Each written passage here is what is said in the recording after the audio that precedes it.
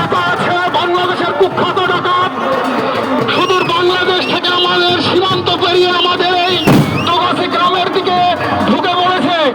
সমস্ত এলাকার মানুষকে বলতে চাই, আপনারা একটু সাবধানে থাকবেন। দেখুন সেই ভয়ঙ্কর কুখ্যাত ডাকাত কিভাবে তাদের সহকর্মীদেরকে নিয়ে মাঠের মধ্যে প্রবেশ করছে। দেখুন কিভাবে মাঠের মধ্যে প্রবেশ করছে।